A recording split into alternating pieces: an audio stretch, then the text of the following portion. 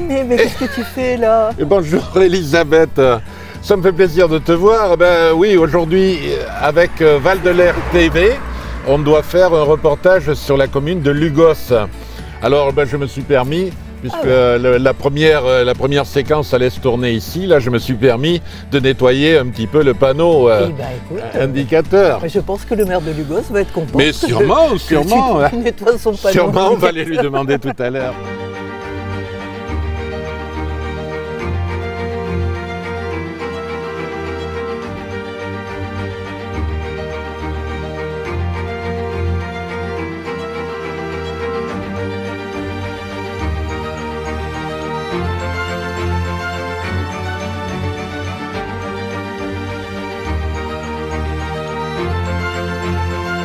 Alors, est-ce que tu sais d'ailleurs qu'il y a un S en trop à Lugos? Et oui, parce qu'il y a Lugo à côté. Et justement, c'est une question que je me posais. Pourquoi Lugo et Lugos? Les deux. Et oui, le nom ancien, le nom qu'on trouve sur les vieux grimoires dès le XIIe siècle, eh bien c'est Lugo avec L-U-G-O. Et voilà. Et c'est dans le début du XIXe siècle que l'administration, aidée par la commune d'ailleurs, de la commune ici, là, eh bien a modifié le nom Lugo en Lugos, sans doute pour faire comme... Biganos, Mios, pourquoi pas, oui, peut-être. Et oui, absolument. Alors le vrai nom, eh ben, c'est Lugo, oui. Et d'ailleurs, tout à l'heure, on ira à l'église du vieux Lugo. Lugo, oui. Voilà. Et donc, une commune bien sympathique, bien agréable, qui a près d'1 millier d'habitants. La maire s'appelle... Emmanuel Tostin. Nous sommes dans, bien sûr, la communauté de communes du Val de l'Air. Val de l'Air et aussi dans le parc naturel régional des Landes de Gascogne. Et voilà, et on va montrer à Val de l'Air TV les choses intéressantes qu'il y a dans la commune. Quelques-unes, parce qu'on ne peut pas tout montrer. Mais on reviendra. Voilà.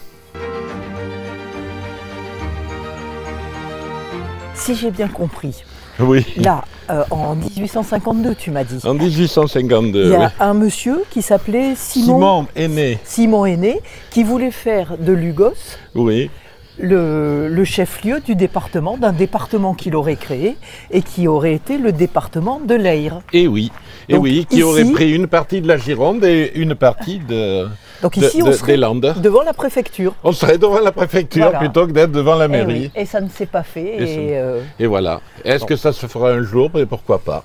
J'en sais rien. Peut-être que le reportage de Val de l'Air TV va déclencher là, chez quelqu'un l'envie de faire un nouveau département. Je ne sais pas si... J'y crois pas trop. Hein. Moi non plus. Mais c'est vrai que les départements de la Gironde et des Landes sont très étendus. Très étendus. L'origine, ça serait le blaireau.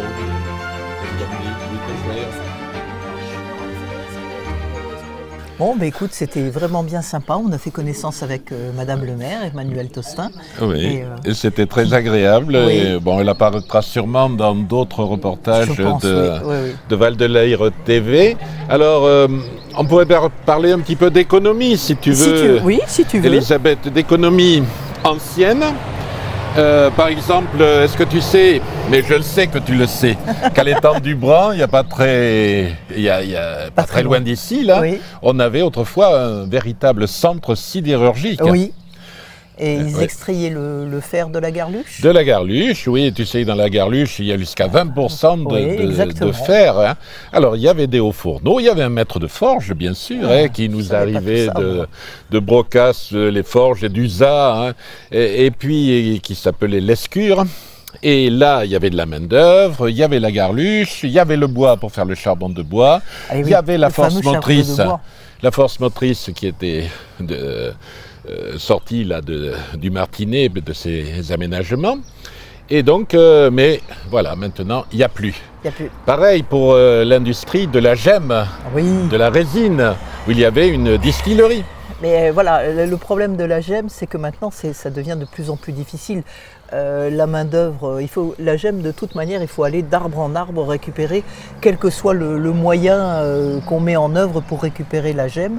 Il faut quand même passer d'arbre en arbre. Et ça demande une main-d'œuvre qui est coûteuse et dans d'autres pays, hélas.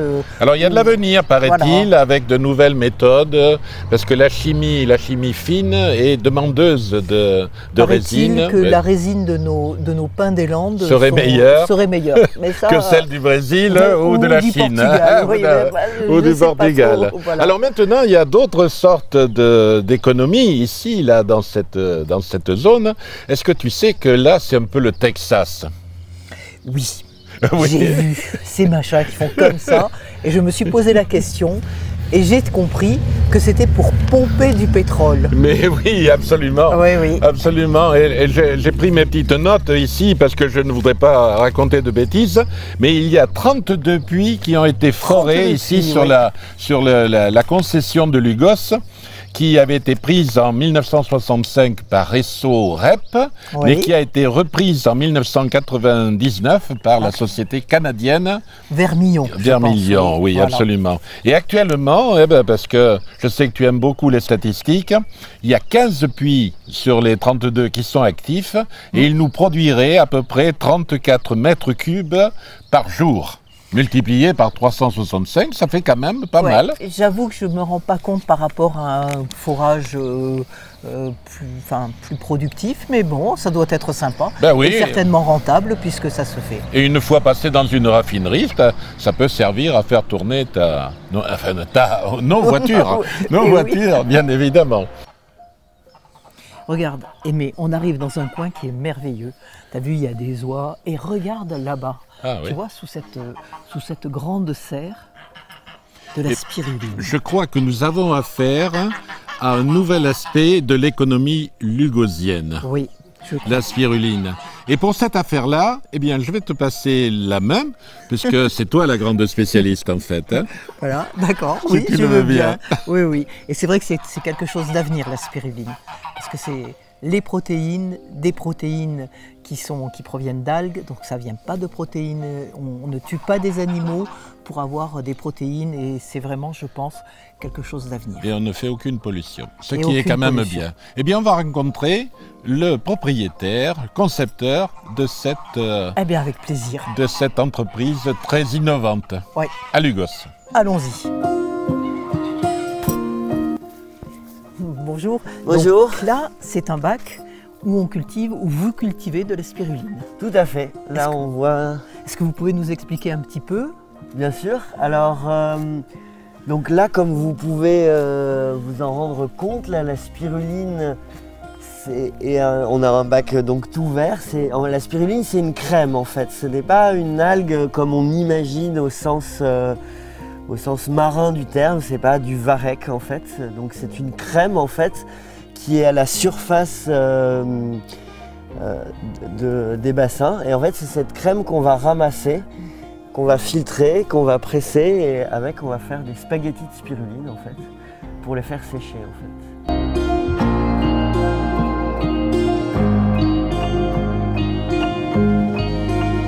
C'est une algue qui va pousser dans des milieux où il y a de l'eau douce et de l'eau salée qui se mélangent. Et on l'a découvert comme ça au lac Tchad en fait. C'était les tribus du lac Tchad qui ramassaient cette crème et donc dans le milieu naturel elle pousse dans des... Ah mais on voit que là l'agitation se met en marche là parce que elle n'est pas en continu l'agitation dans les bassins. Et justement on voit bien cette voilà, crème. Là on voit bien la crème qui va commencer à se remuer. Eh bien écoutez, merci de cette visite, mais alors vraiment ça a été très succinct, ça mérite vraiment qu'on revienne et qu'on fasse une émission, et pourquoi pas une émission écologique. Donc si vous le voulez bien, nous reviendrons vous embêter, et alors là on visitera en détail toutes vos installations. Avec merci plaisir. Beaucoup. Merci à vous. Et à bientôt. Au revoir, à bientôt.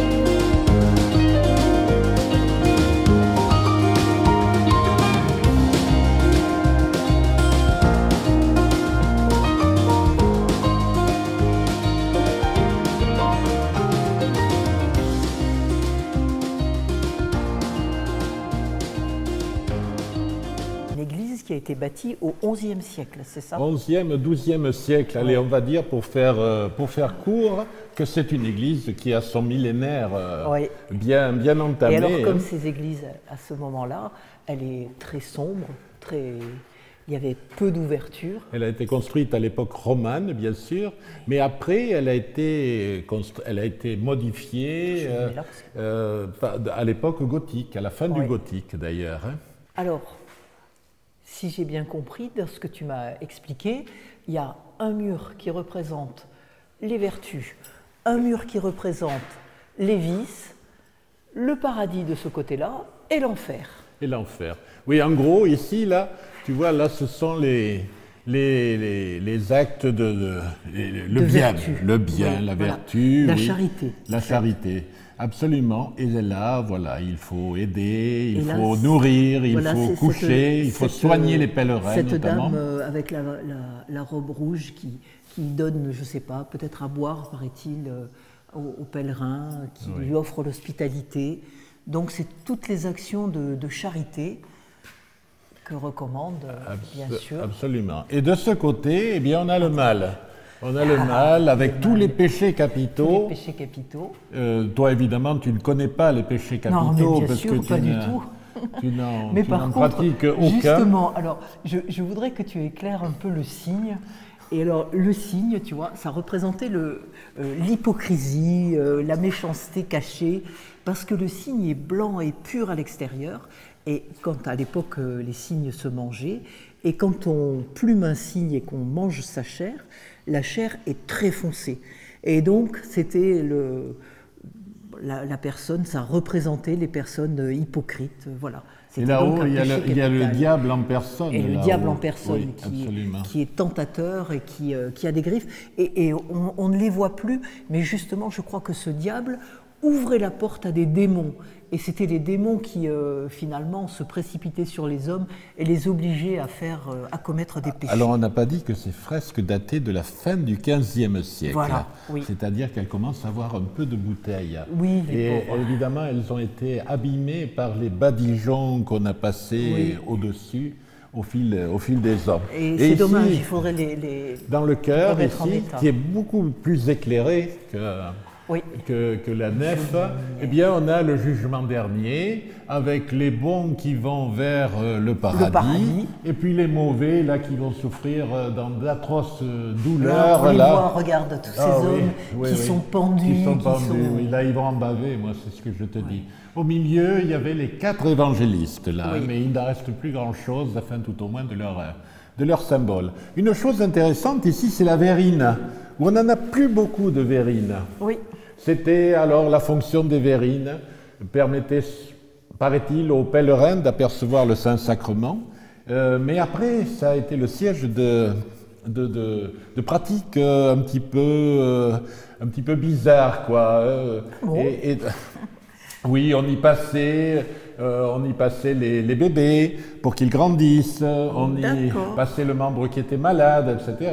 Si bien que l'archevêque, à l'époque, a demandé aux paroisses, toutes les verrines devaient être murées. C'est le cas à Amiens, par exemple. Mais là, on a la verrine qui est ouverte, on lui a mis un petit vitrail là pour fermer. Et je crois qu'avant de partir, il faut quand même préciser que cette église était un point important pour ceux qui faisaient le chemin de Saint-Jacques de Compostelle. Et c'était un endroit où les pèlerins s'arrêtaient, c'était un lieu de rencontre d'ailleurs des pèlerins, et c'était vraiment sur la route de Saint-Jacques, c'était un point essentiel, un point clé.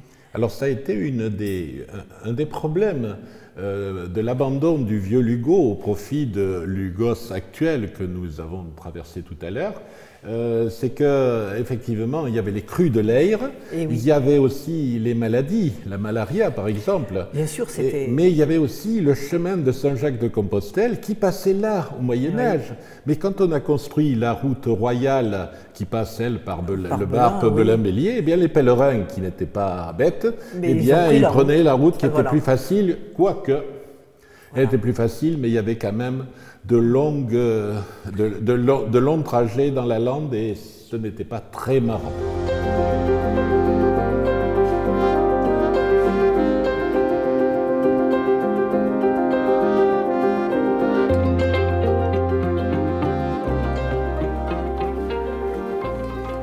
C'est magnifique, hein? Oui, c'est vraiment très très joli. Alors elle est elle est magnifique aussi bien à l'intérieur qu'à l'extérieur, cette église. Alors, on n'en a pas qu'une. On verra peut-être bientôt celle de Mons, oui. à côté au sud de Belin-Bélier. Mais celle-là, ben, elle est quand même particulière. Elle est quand même très particulière. Alors, elle a son clocher-tour qui est fortifié, comme tu vois, qui a remplacé un mur-clocher des plus anciens. Et bien sûr, on voit la garluche qui est apparente. Hein. Et oui, c'était le seul matériau, qui était disponible ici, là. La sacristie aussi, il y a eu quelques modifications. Autrefois, il y avait un toit à une seule pente, et puis là, on a fait le toit date aussi pas mal. Hein. Oui, absolument. Alors là, bien sûr, on a les arcs-boutants qui sont typiques de l'art roman.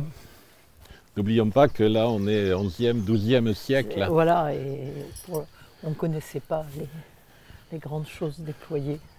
Alors, elle est classée au monument historique, hein, cette église, depuis 1957.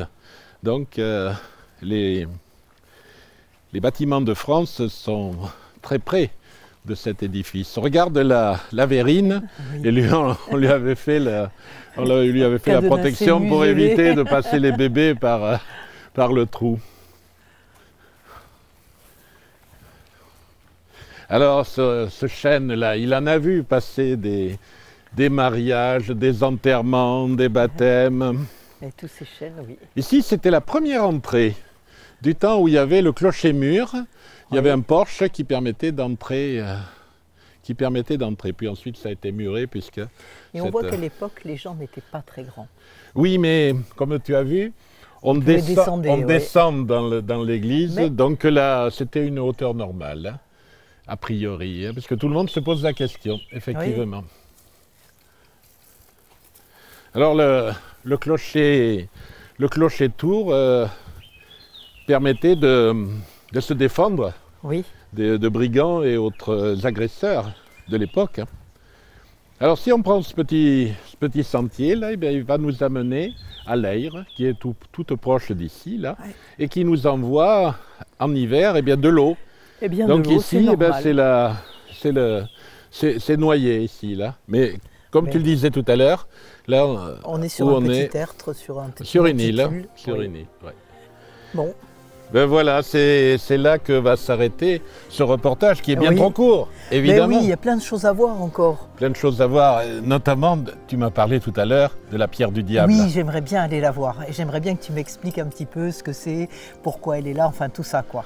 Et oui, pourquoi elle est là? Enfin, on fera quelques supputations, bien évidemment. Et puis on ira voir en même temps le site sidérurgique dont on a parlé tout à l'heure, aux étangs du Bran, là, bien sûr. Donc, on peut donner rendez-vous aux téléspectateurs de Val de Leyre TV pour une prochaine émission hautement patrimoniale dans leur commune de Lugos.